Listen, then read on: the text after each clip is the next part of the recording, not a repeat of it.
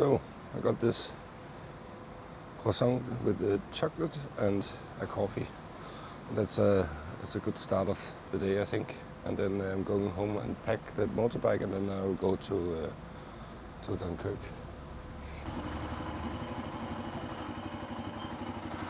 Okay, so that was it for Lille.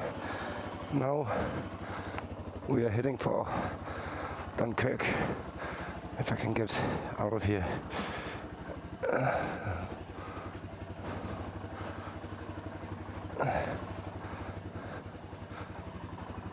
Looks like it.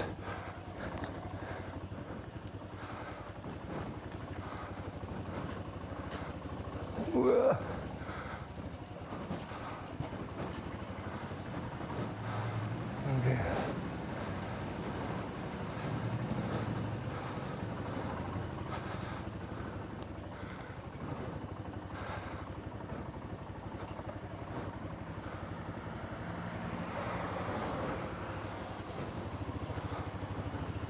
And it's actually looking like it's clearing up a bit.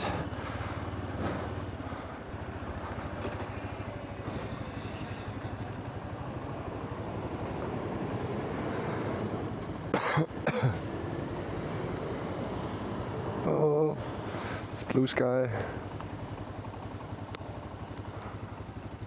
Church. There's a lot of churches in Lille and also in France in general.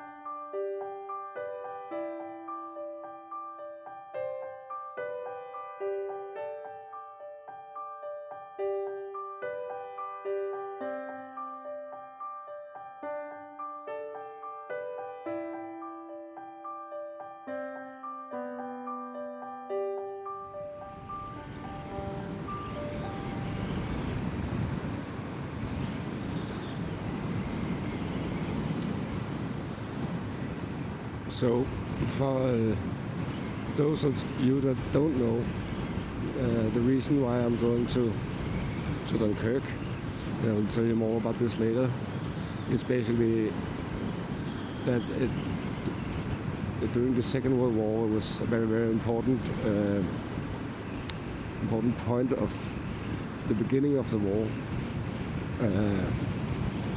because a lot of Englishmen and allies had to flee the beach of Dunkirk because they were getting pushed out of France by Germany. But I'll tell you more about that later. But that's the reason why I'm heading towards Dunkirk. I want to see it for myself and also maybe get another view of how big of a feat it was to get people out.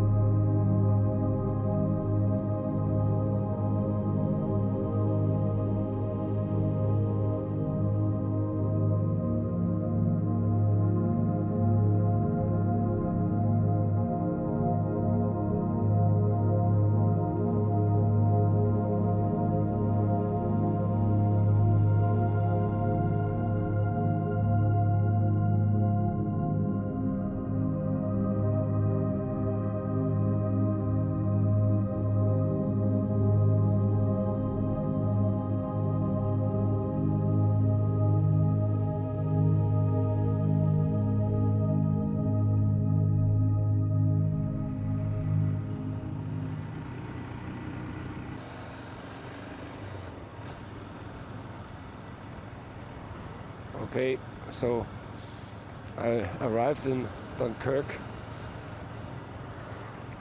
and now I'm heading to the beach, to the Allies Memorial it's called, and I want to see what that's all about.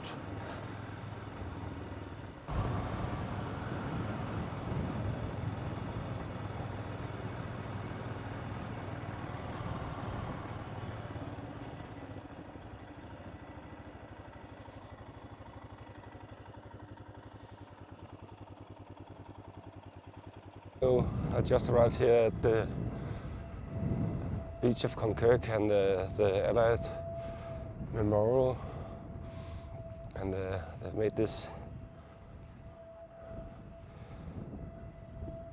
for May and June in 1940.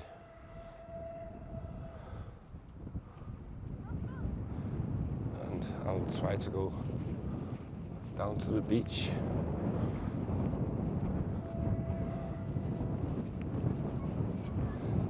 But I have to go over these dunes first.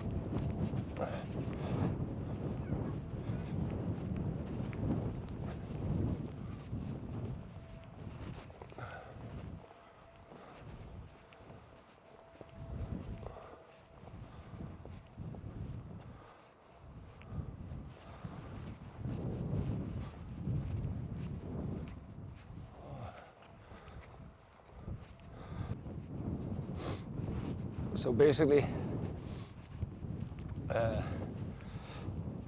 in the beginning of the war, after Hitler invaded Poland, British people decided to go and see if they can stop Hitler in his endeavor. And basically, here in Dunkirk, from the 10th of May to the 4th of June, the Belgian, the French and the British people were cut off just a little bit inland, and then they all went to here to Dunkirk, to the beach, and hoped for an evacuation. And it was basically about 340,000 people, soldiers going here, and they basically had very, very little chance of survival. And there was planes and German troops coming from behind, so they were basically locked here in this beach. So the British people basically had other plans. So they started what was called Operation Dynamo.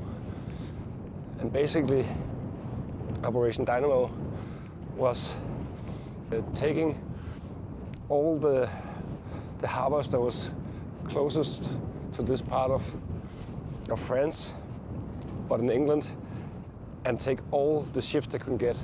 Small fishing boats, large military boats, everything they got.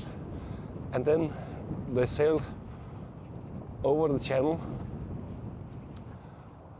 and tried to get as many people out as they could. And can't really see it from here, but that's somewhere there should be like a concrete pier. It's not the one out there, but they also evacuated from this pier out here. You can see in the horizon hundreds and hundreds of boats was coming over here and evacuated as much people as they possibly could. And it was about 300 to 340,000 people that they evacuated from this beach. And it basically, if that hadn't happened, the British army would have been so low that it wouldn't have been possible to go in again a few years later with the Americans and the Canadians. So the dynamo operation basically made the rest of the war possible, and also made it possible to win the war. And this beach is incredibly large. I don't know if you can see it.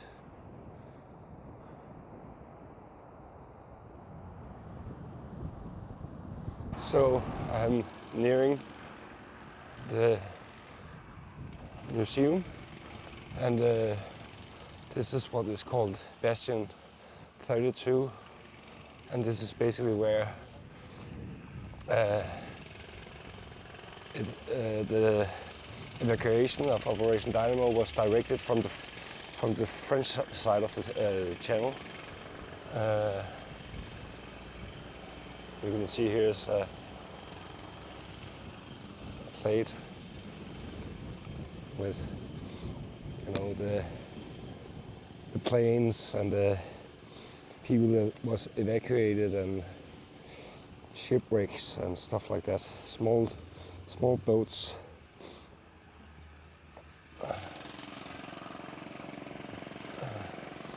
Unfortunately, they're doing some road work in the background, so I hope you can hear me from all the noise. And I think this is the museum. I don't know if it's open.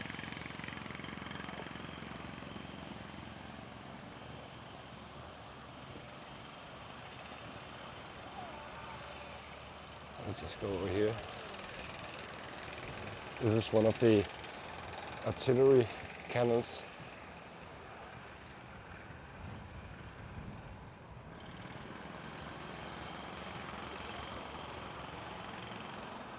And I guess this is some of how it looked like during the war.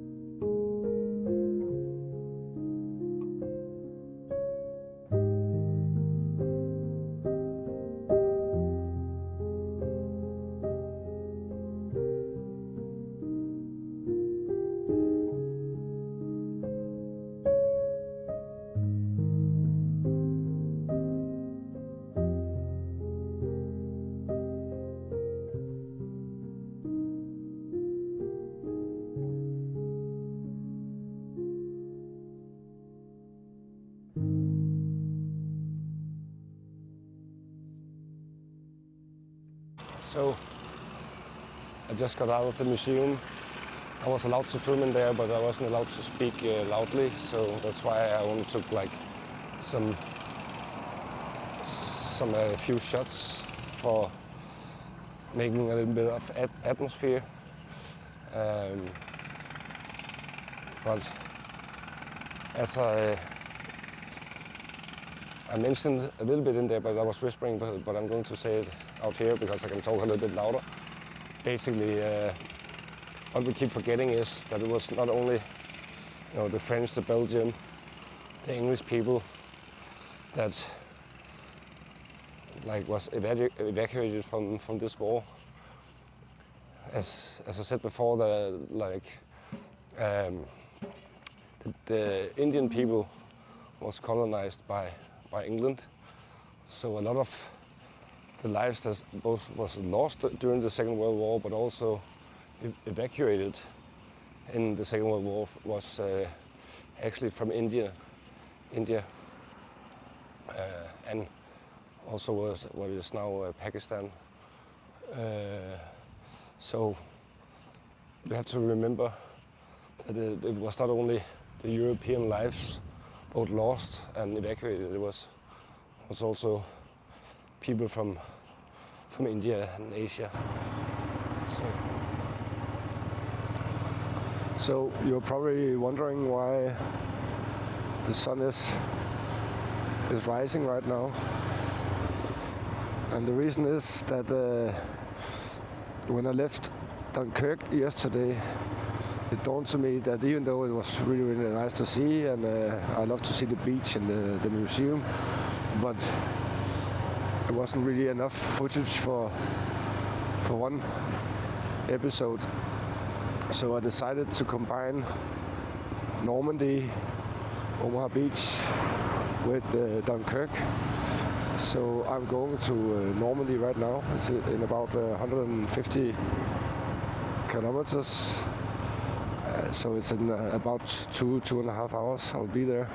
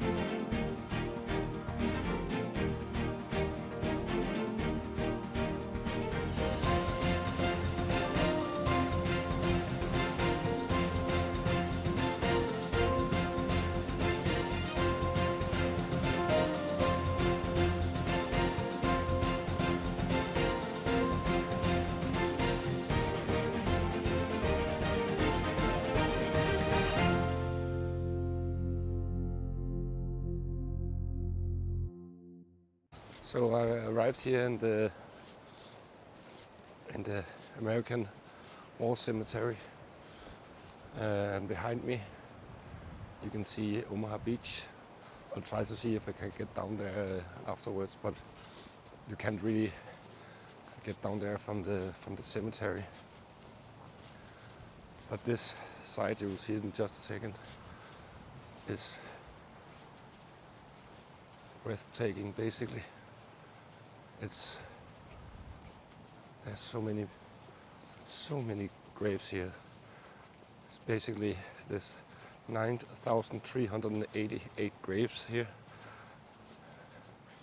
and I'll just turn the camera around, then you can see how crazy it is.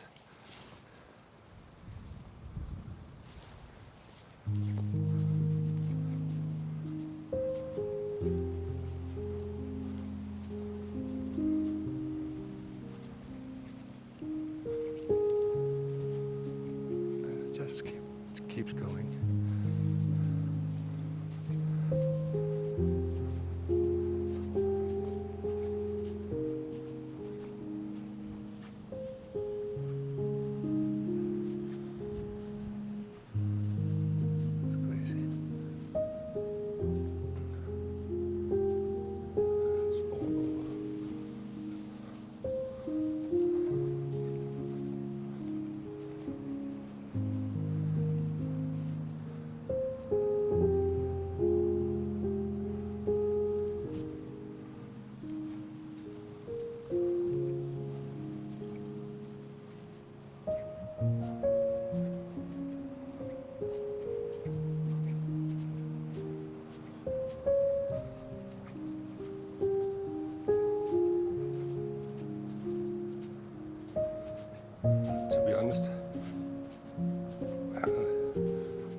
out of words. I think I'll just take it in. It's crazy. Crazy, crazy, crazy what one evil person did to Europe.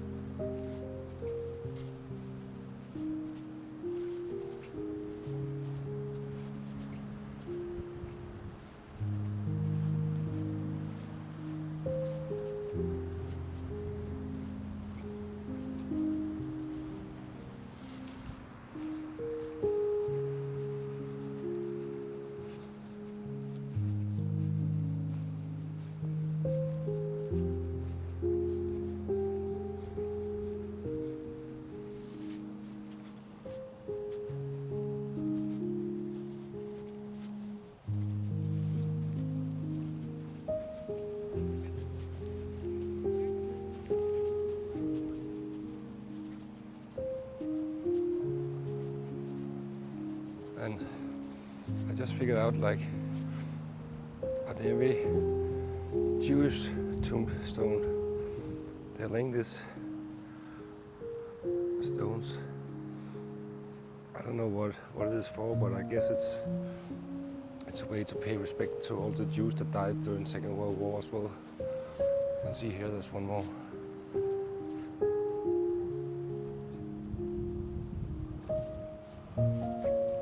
It seems like most of the people that are buried here is Christian.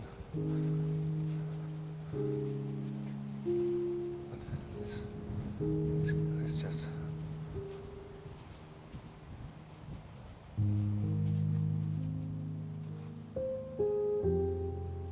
I just turn the camera around so you can see again.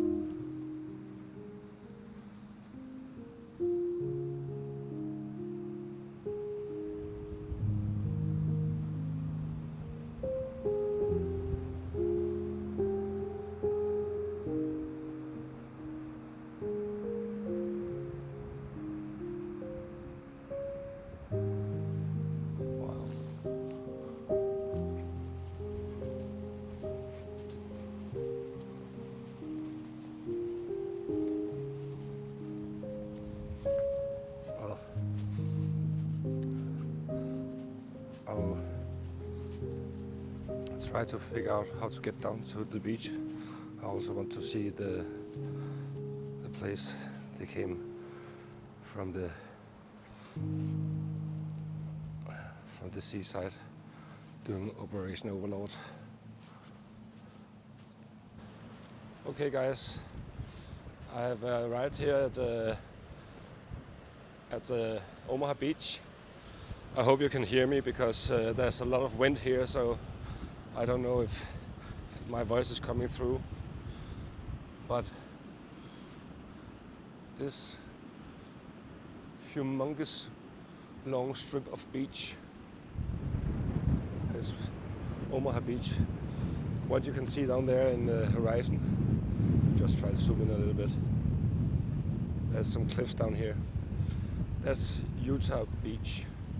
And that is the second. They were all, of course, hard to get inland because there was a lot of Germans standing up here, shooting down this way. But as you can see over there, there's some cliffs, and in Utah Beach they had to get up on those cliffs with ropes and ladders and stuff like that. And here they, at Omaha Beach, which is this path down here, they were fired upon because this is a perfect. If you can see the hills up here and stuff like that, it's the perfect way to fire down on the beach. So this is actually where there was a lot of most bloodshed. And down that way, if you keep going, then you have Gold Beach, Juno Beach, and Sword Beach. So the whole coastline here, as you can see out on the horizon, is basically one long landing ground for the Allies that landed here in the 6th of June 1942.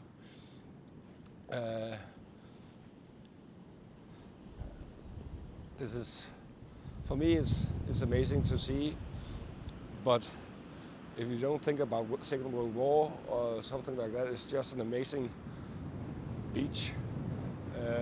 So beautiful here, and I actually saw a kite surfer just before. So the good thing is life goes on, thanks to so many of these people that arrived here in 1942. And with that, I'll conclude the video. If you like the video, please like and subscribe down below, and I'll see you in the next video. Bye.